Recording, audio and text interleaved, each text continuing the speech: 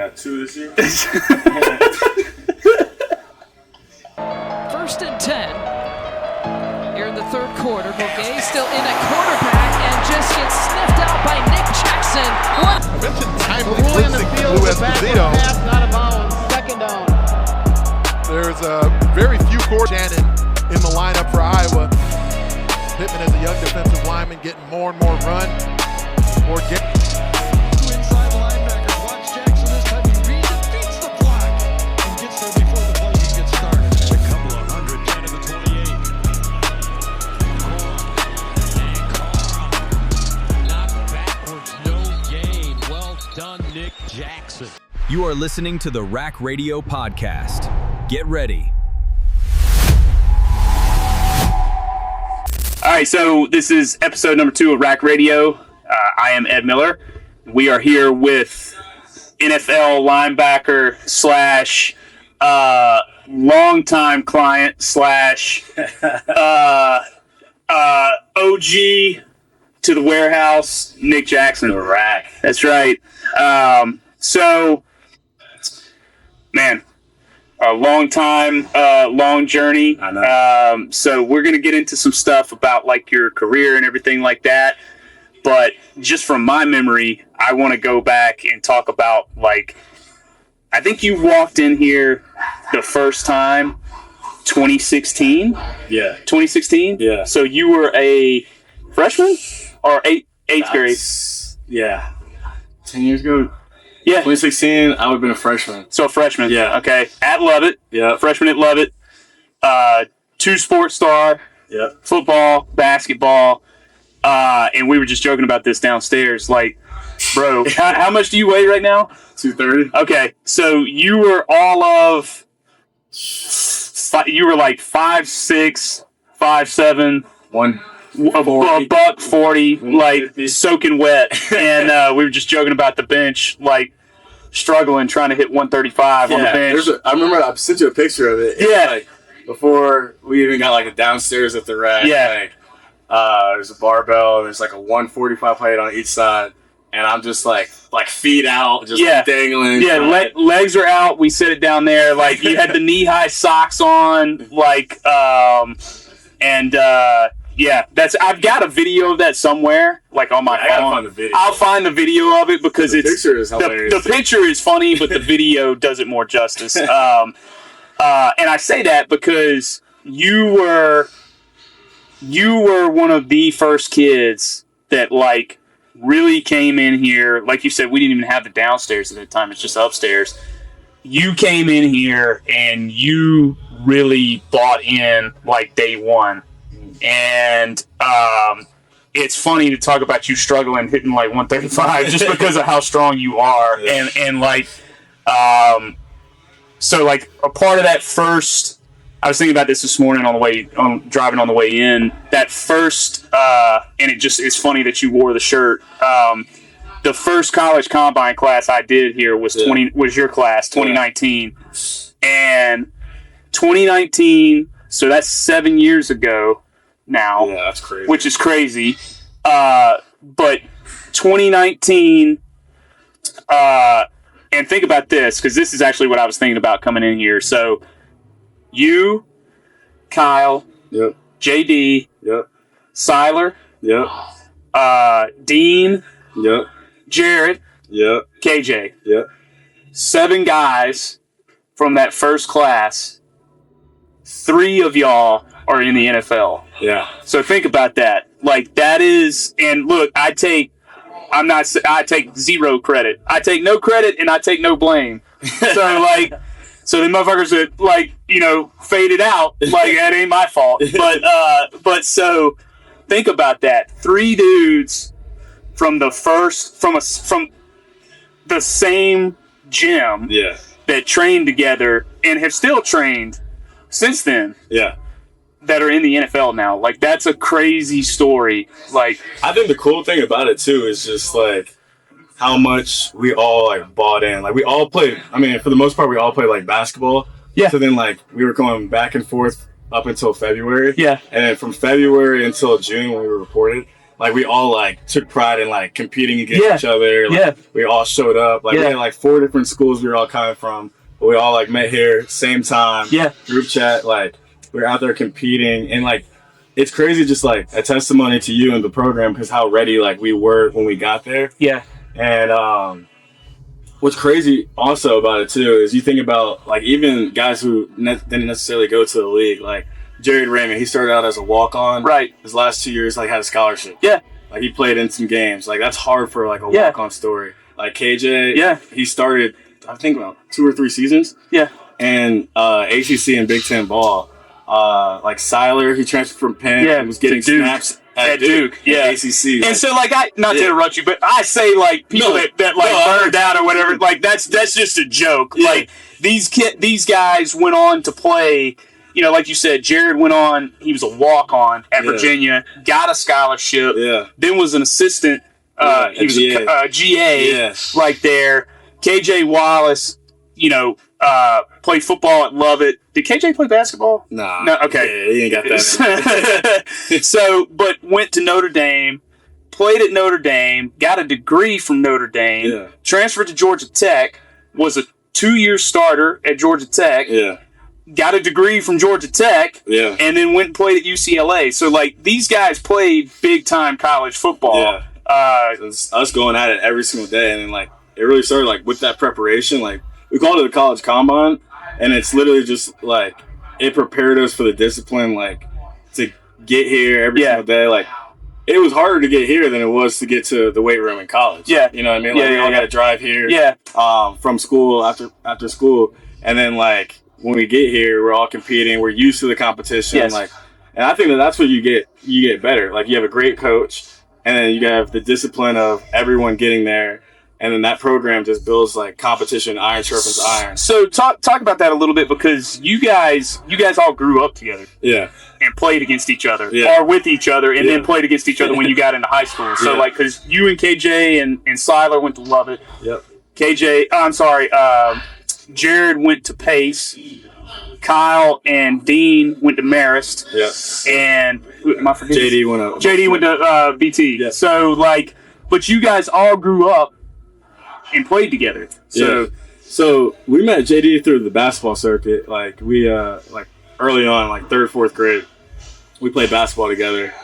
Jared I had really met through like a Lovett Pace rivalry. Yeah. He was the quarterback there. Yeah. And then obviously my Lovett guys, and then Kyle. I grew up with. Yeah. So just obviously like having that friendship, that brotherhood, that group, that was really cool. So we all grew up together, and then we all came to the Rack, and it was your idea. You're like, we're putting this thing together.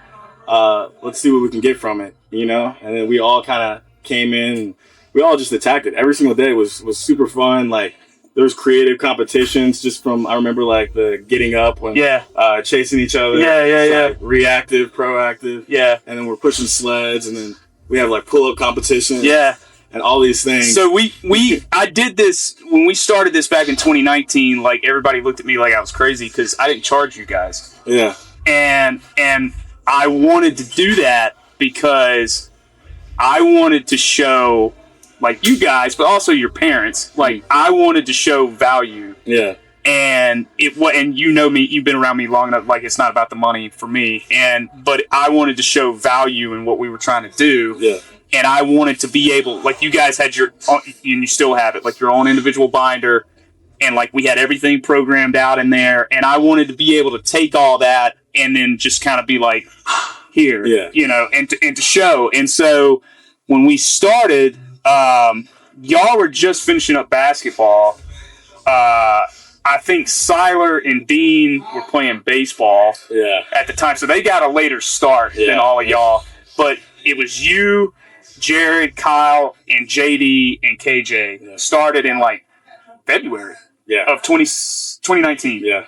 And we trained from February until you guys left for college, which was... I think mine was like June 8th. Yeah. And then they left 2 weeks after me. Yeah, so like you're talking February, March, April, May, June, 5 solid months of training.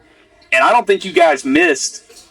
You might have missed one day here and there, but attendance was like it was. If it wasn't 100%, it was damn near close to 100%. Yeah, and that's the accountability, honestly, and that's like one of the biggest things that just going into college and prepared me for it. Just because if you miss workouts in college, like you're gonna fall down that totem pole fast, right? Like you're not gonna survive. You're not gonna make it, right? If you are in, like if you're in steady attendance, and you're there and you show up and you put the work in, then that's kind of like how you can propel yourself up. And honestly, those disciplines from just being here at the rack during that combine, like, and it taught you how to compete, especially against the best. Yeah, so, like, exactly. You had guys going everywhere. So what?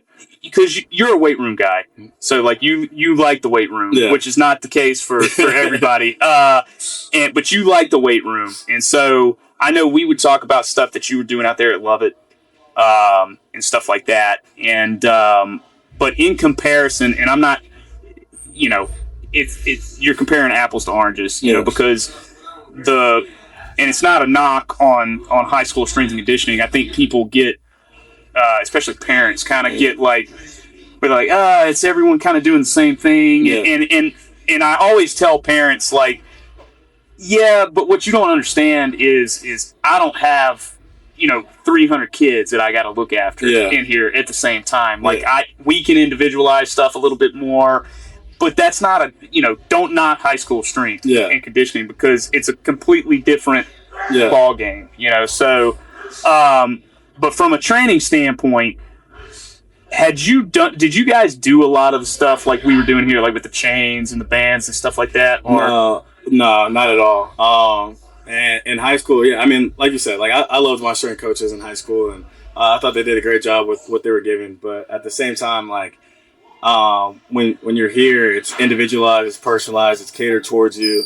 It allows you to grow in specific areas that you need to grow in, and whether you're deficient in one area, like all the testing that we do to see like where your body's at, to see where your weaknesses are, and like it caters towards you to help you grow your game and like where you're weak.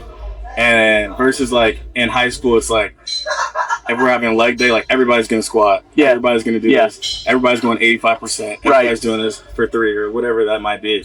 Versus here, it's like, okay, like let's see where your body's at.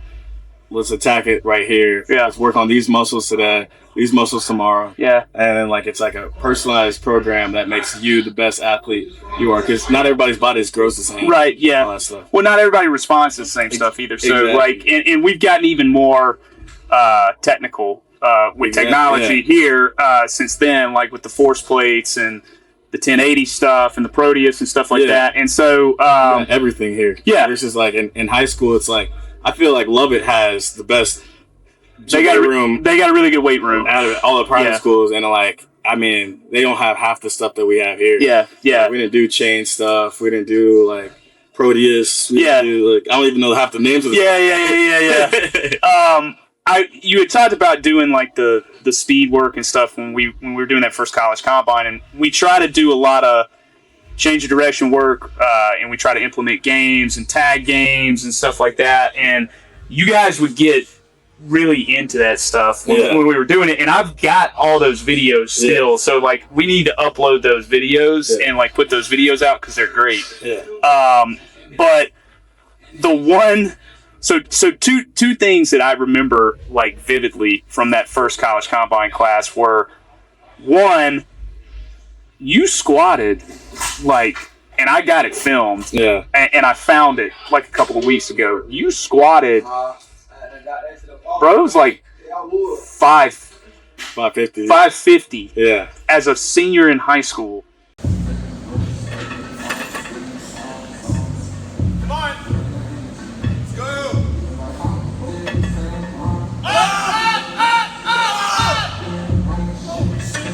And I posted that and back then.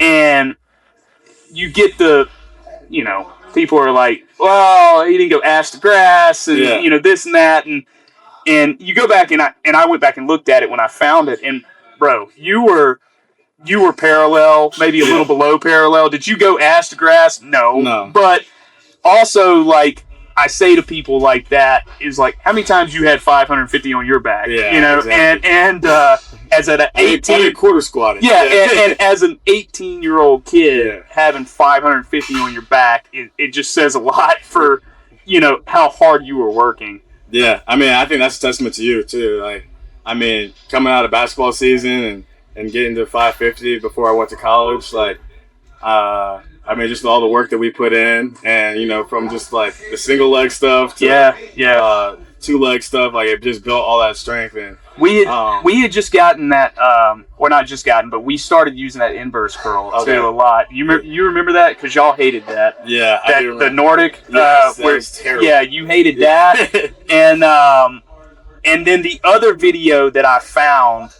is we were doing verts, and we had the jump mat downstairs. Okay.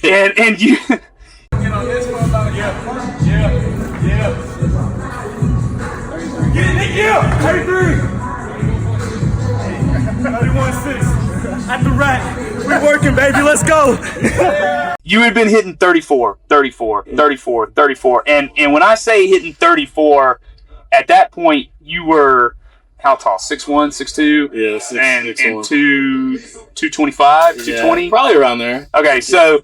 Probably not quite yet, 220. But. So hitting a 34-inch vert, like, at that weight is damn impressive. Yeah. And you were like, no, I want to get 36. Yeah. That was your number in your head. Yeah. You were like, I want to get 36. I want to get 36.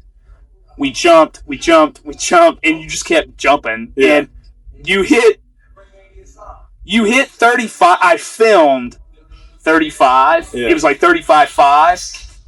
And then I didn't film it, and you just went over and you jumped, and it was like 36.1. Yeah. And we were all like, "Oh shit!" And then I went, "Fuck! I didn't film it." And so then we kept trying to film it and kept trying to get to 36, and I think you got like 35 or 34 or something. I don't know, but it was just funny. Yeah. Like, and I got that reaction video from you. You were like, "Oh well, whatever."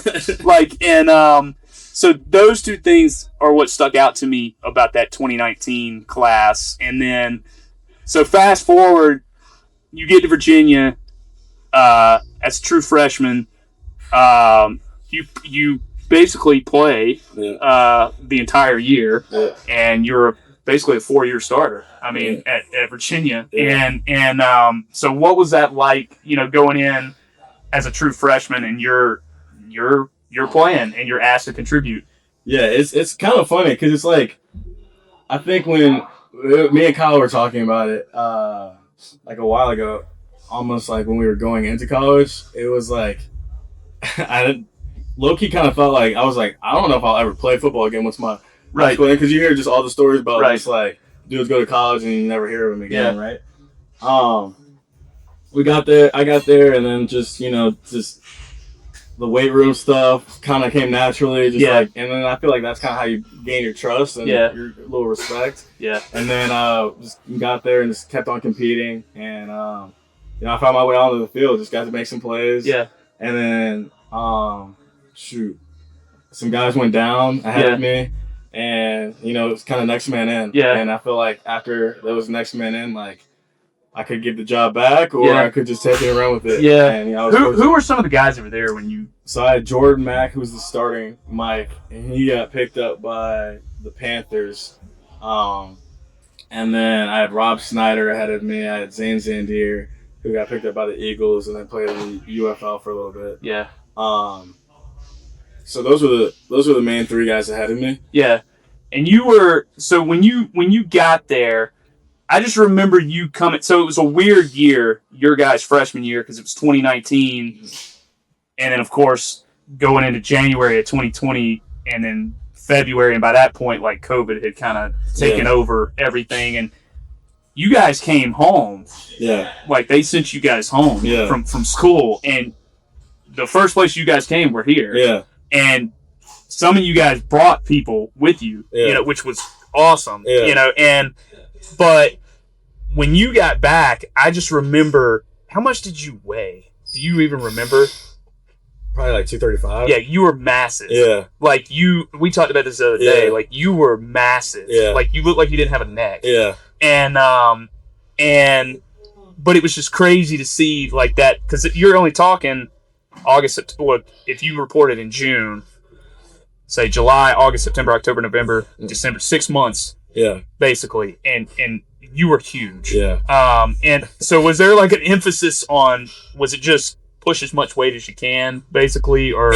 I mean, it was an emphasis because every single day in practice, when you're kind of getting bullied around sometimes, and you know you're not the biggest, and like, I mean, I was strong for a freshman, but you know, at the end of the day, I'm 18 and there's 24-year-olds that you're playing against in college nowadays. Like there's an emphasis on, all I remember our coaches saying is, you gotta be ACC big, you gotta be ACC strong. And like they're like, if you ain't 235, you can't. I mean, you ain't gonna be able to play in this league. So I just remember like I gotta get to 235. So like eating all these PB&J, dining hall at night, all this stuff, right? And it wasn't necessarily even the best weight.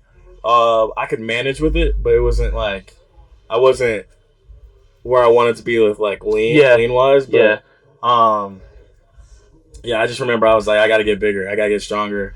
And like even before I even thought about getting faster, like I felt like I was fast enough. It was more just like, I gotta get bigger, I gotta get stronger, because like these dudes are just gonna take whatever they want. So you're a 4-year starter there. You get done there. You got a degree from Virginia, right? What's your degree in? Business. Okay. Then you transfer to Iowa. And you know, if you don't know, Iowa puts out some pretty damn good linebackers, you know, some good defensive players in the league. And so how was the transition from Virginia going to Iowa? So you're going from the ACC to the Big Ten, in terms of not only like the weight room, because Iowa's also known for a really good strength and conditioning program. I can't think of the coach's name, the head guy. Braithwaite. There you go. He's a really smart dude, a really good coach. He cares.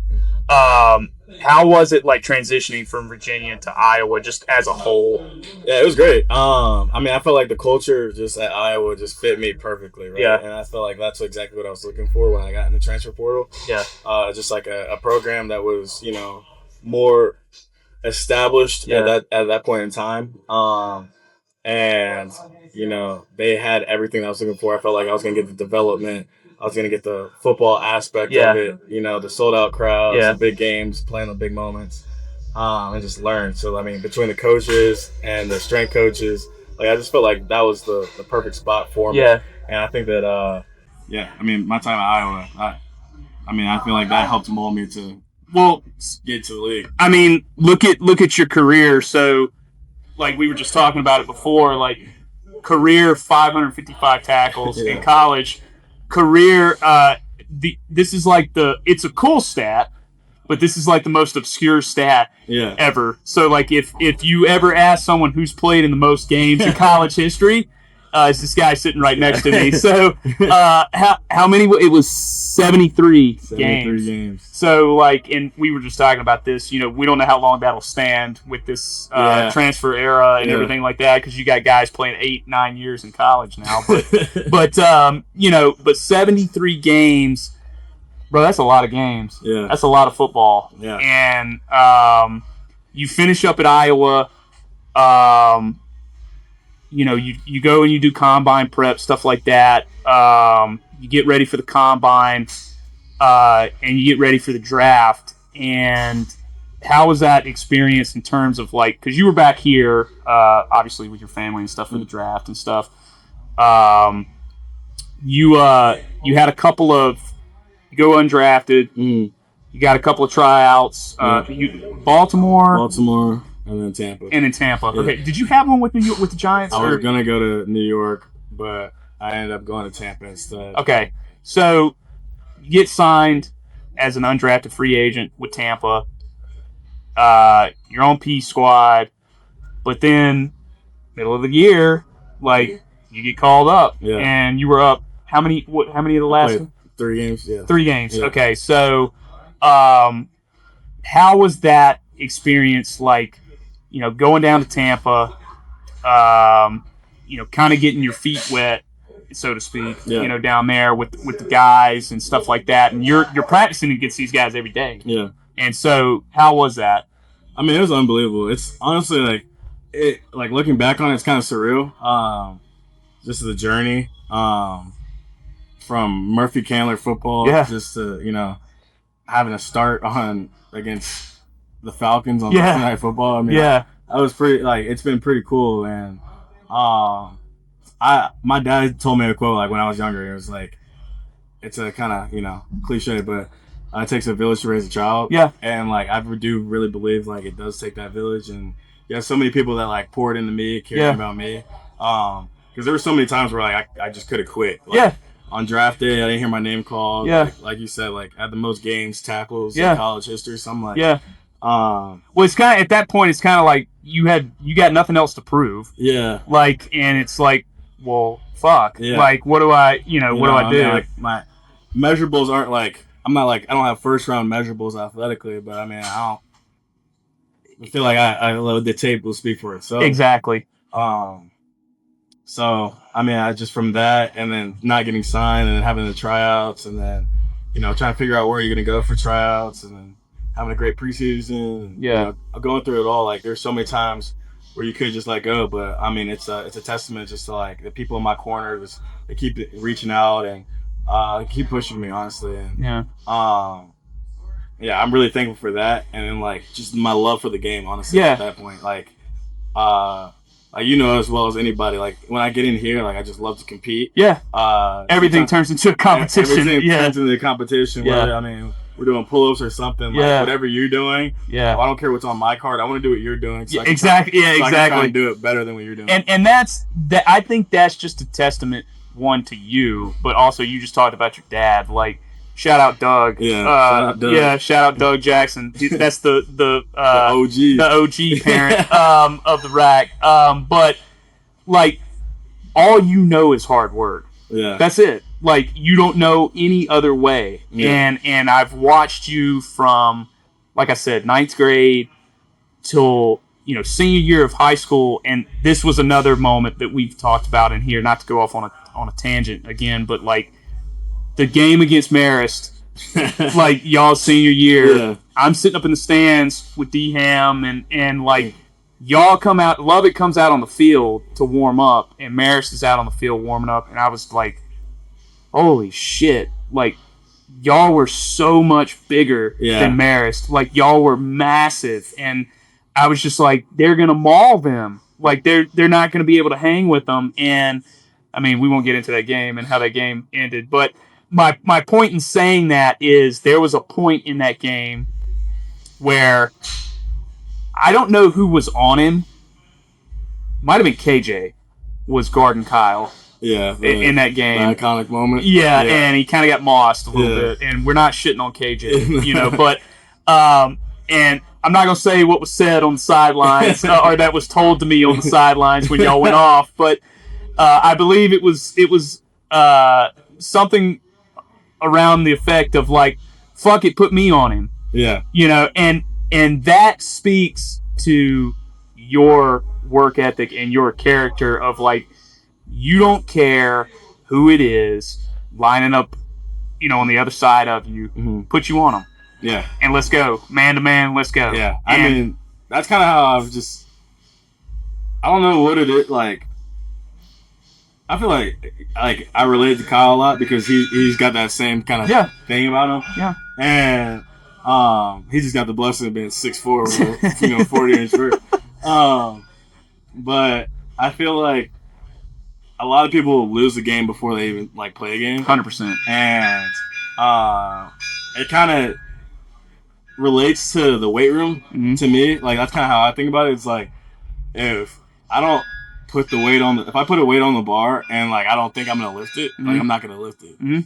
Like if I put the weight on the bar, I'm like, all right, I'm gonna get this up. Yeah. Like I'm gonna have a better chance. I might fail, but like I'm gonna have a better chance of getting it. Yeah. So I mean that's kind of just like how I've been. Like I don't really care who it is in front of me. Like I'm gonna give it my best. If you win the rep, you win the rep. Yeah. But like hey, I'm not about to just sit here. And, Well, that, and I think again going back to that 2019 class, like you guys taking accountability not only for yourselves, but you guys kept each other accountable. Yeah. And there was some I should have like videotaped that entire experience because there was some there were like fights but there was I mean it got heated to some points where it was like, no, you're not gonna like we're not all doing this and you ain't gonna do it, and it was like you don't want to push the prowler, then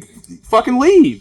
Then like you ain't gonna stay and hang out. Like fucking leave. And that's I just feel like that is what, and that's something that you can't teach. Like you just have that. And so like, we all knew, especially me, it was only a matter of time. Like if you got your chance, it's a wrap. That's what I remember you saying. It was like, when I got in here after I went undrafted. So for those that really don't know, it's like you have the draft. And afterwards, like, people get signed. So, like, I was, on paper, supposed to at least be, like, a high-priority free agent. Yes. And after that, I didn't get signed at all, right? Just stuff happened within the draft. And then, so I was going to be a tryout guy for all the rookie minicamps. And I got to choose the 2 rookie minicamps I wanted to go to. So I went to Baltimore first. And they gave me really good feedback. But, they had already had 3 rookie linebackers. And most people was on the second week. So, like, I think Baltimore and like maybe 3 or 4 other teams. I remember that. It was weird how it like the timeline. So you couldn't like pick exactly. Right. So then that second week, I had to pick really where I wanted to go. Because I did have a bunch of teams reaching out about, hey, try out, like we'll see. And then I just remember like up until it was probably after the drafts, I had probably like 2 weeks when I was training here, and like you're just like, once you get your chance, it's over with. Like, if they let you in the door, like, that's all you got to worry about. I remember you vividly saying that. And I remember just going to Tampa, and I got signed, and you texted me and just being like, congratulations. Like, that's all you needed. And then, shoot, the rest was history.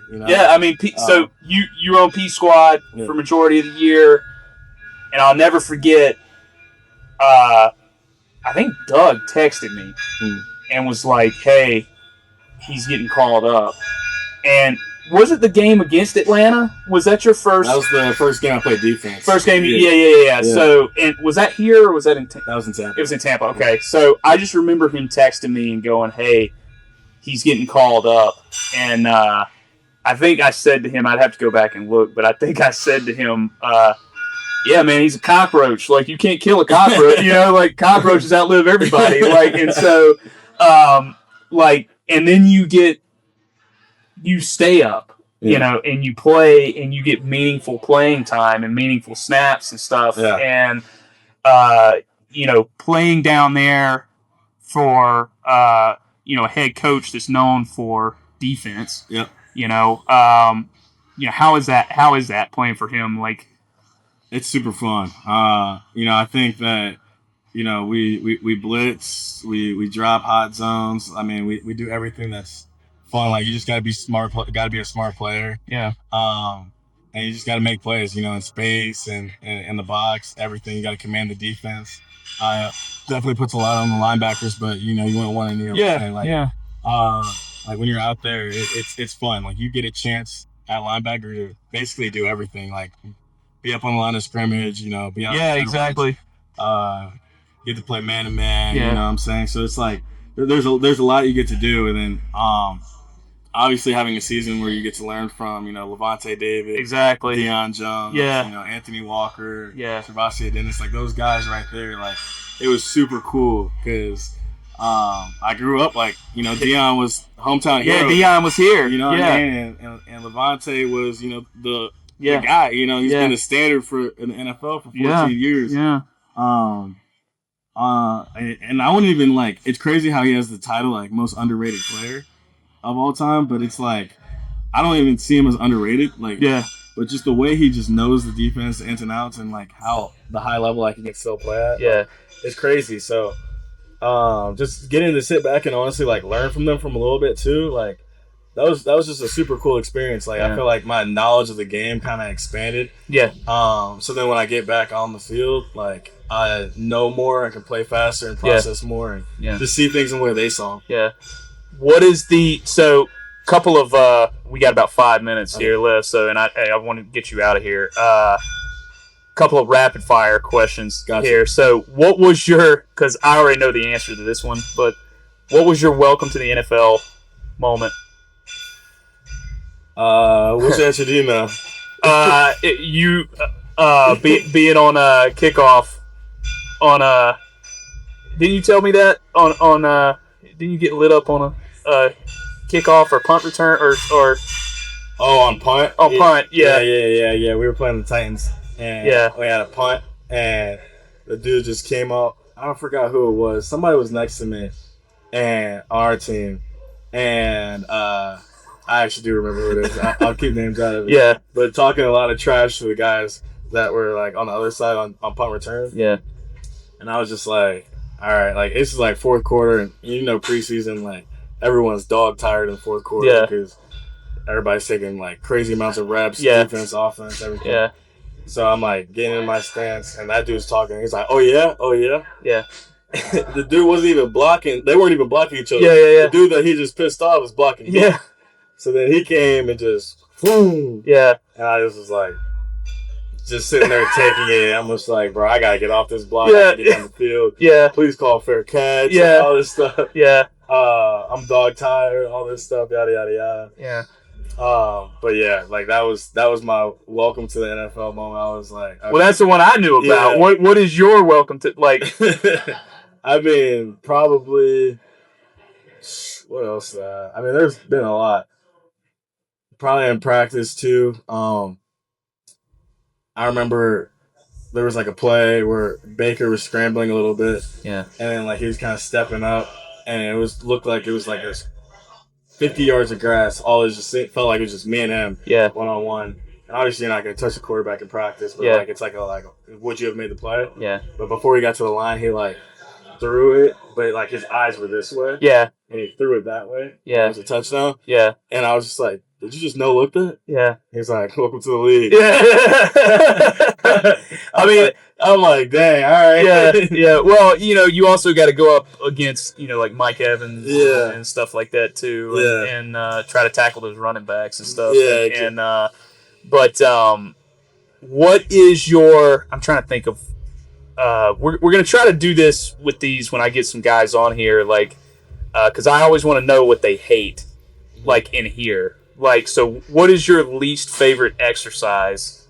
Or in the rack? In here, that we do, or the piece of equipment that you're like, man, fuck this. Like, I hate this thing. Like, I don't want to do it. I think I know what it is, but I'll let you answer. What do I hate the most? Oh, that abduction thing. With the 1080? Yeah, that thing sucks. I was going to say shred mill. Oh, I like the shred mill because I feel like, okay, I hate it because it kills me. Yeah. But I love it because I'm like, all right, at least I'm getting faster. Yeah. Shout out Tony Villani for the shred mill. It works, but everybody hates it. Yeah. Like when I'm seeing myself get faster and, I'm running in preseason and I get back and all that stuff, I'm like, all right, shut up the treadmill. Yeah. But like that abduction stuff, abduction, I'm like, all right, bro. Yeah. You don't see no results in that. Yeah, it's those little things that you hate doing, but you gotta do. Exactly. Like, and so tedious stuff. Yeah, and so I'll we'll wrap this up, and I got two things that I really want to say about this kid. One is, like I said, from when I talk about like a day one, there are two guys, and it's you and Kyle. And so, like, for whatever you think I helped you with, like, bro, I can tell you, like, it fails in comparison to what you have meant, like, to this place and to me. Not only as a human being, the person that you are, like, you're a great kid. You are the type of kid that we want to train. And, like, we don't work with everybody. Like, not everybody works out here. And what I mean is everybody can, but not everybody fits. And that's okay. Like, but you guys are the guys that, like, really set the standard of, like, what type of athlete, that we want to work with and stuff like that. Yeah. And my story with that is when you came back, you got signed as an undrafted free agent, and I handed you the pen to sign the pro wall, and you were like, dude, have I earned it? And I said, fuck yeah, you have. And I think I told you again then. I was like, all you got to have is a chance. Yeah. You're a pro. Like, that's all you got to have is a chance. And so that, like, meant the world to me, from seeing you from a 9th grader, like, all the way up through college and now in the pros. And now, you're working towards, your first year, as contributing the whole year. And the last thing I'll say is if I don't have a Nick Jackson Tampa Bay jersey on my desk, we're gonna have a major fucking problem, bro. So, like, because I got the UVA one up that you brought to me, and now we got to get that Tampa up. So I'll bring it in. Yeah, I appreciate it. I got one thing too, like just going off of that, man, and I appreciate all the words and the sentiment that you expressed, but it goes both ways. I mean, I can honestly speak on behalf of Kyle as well too. It's just like,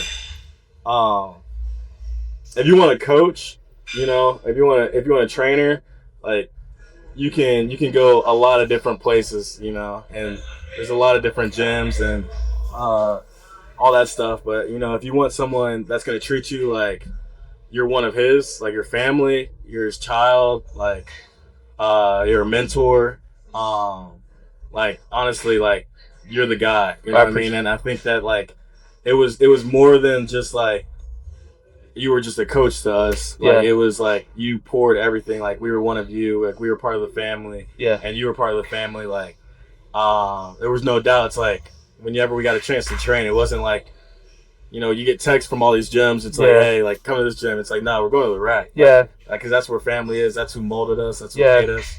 And I mean, that's just a testament to you. Like it was more than everything was in here. Love and Mirrors games you were at. Just Lubbock games you were at, just Mirrors games you were at. And every kid that honestly comes in here, like, you treat like they are your own. Yeah. And that's the type of coach that you are.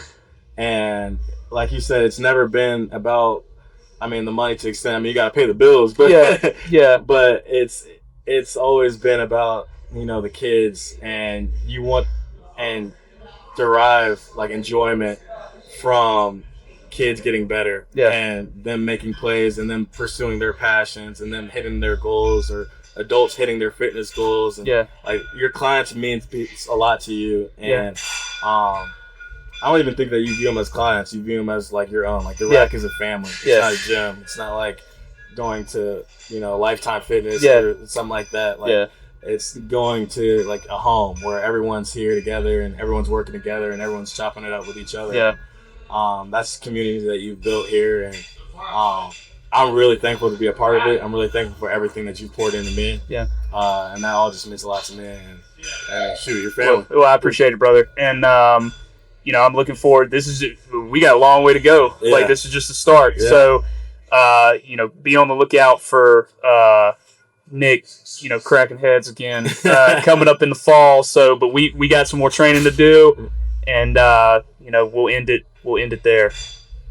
You are listening to the Rack Radio Podcast. Get ready.